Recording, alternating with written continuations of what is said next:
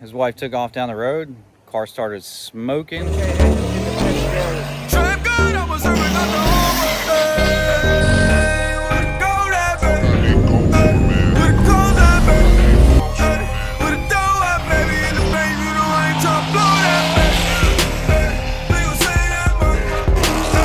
What is up, guys? Josh here. Say back out in the garage. I got the garage open, but I can't fit anything in there. Except for a couple comfy chairs, a bunch of parts, and Red One.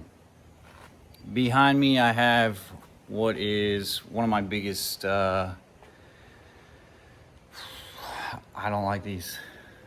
See if you can see it. Mercedes. All right.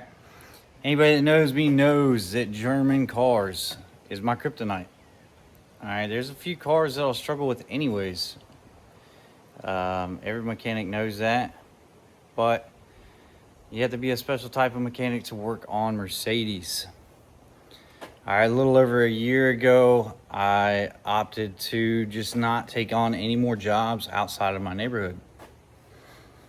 All right, this was the only exception. The reason why is because this car was requested about a year and a half ago, maybe 2 years ago, honestly. It's been a while. And so I told him, I was like, bro, you get it to me and we'll get it taken care of. It originally came in, it was supposed to be a rear differential. This is a buddy of mine from the military. He's still in, he's about to retire finally. I've been out. I'd be right there behind him had I stayed in, if I was able to. But nonetheless, good buddy of mine, he was stationed, or currently is stationed, in North Carolina. And so he brought me the car. All right, he brought me the car.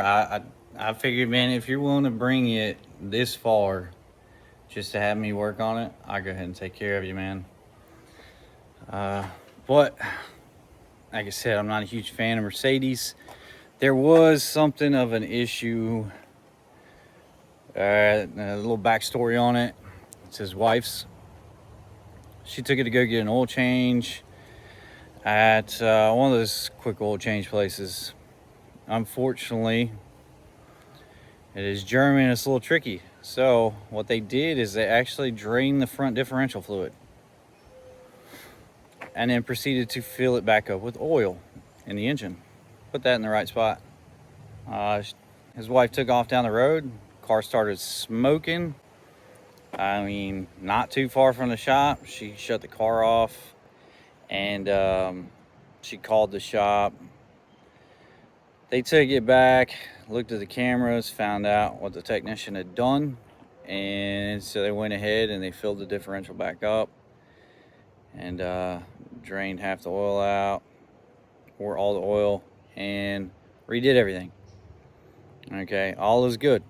All is good. It wasn't but a couple miles. It didn't blow any seals, thank God. Didn't seem like there was much else wrong until she noticed it started clicking when she was turning. And so she takes it back to the shop that did the oil change, said, hey, it wasn't making this noise before. What's going on? We all know this deal. Technician drives it around. He says, nope, that's the rear end. We didn't touch it. Take it to Mercedes, find out what it is. They'll have to fix it. We're not touching that. All right, cool. Or something like that. I don't know. Maybe, I think they might have said they actually fixed it. But then they said it wasn't coming from the rear end. Took it to Mercedes. Mercedes said it was an actual transmission itself. So I'm not sure. Not sure what exactly what the deal was, but somehow he just ends up bringing it to me. I'm thinking it's a rear differential. That's kind of what we decided.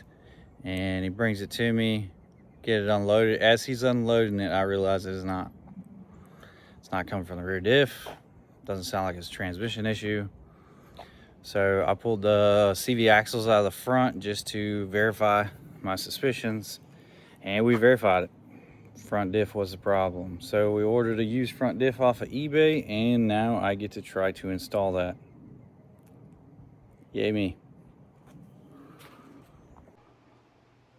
Just for reference, Car sitting in there like that. This is the differential. Okay, new to us, old to somebody else. Came out of a wreck 2012. All right, same exact vehicle. Unfortunately, that one was just wrecked. This is a good part. I think had 58,000 miles on it, something like that.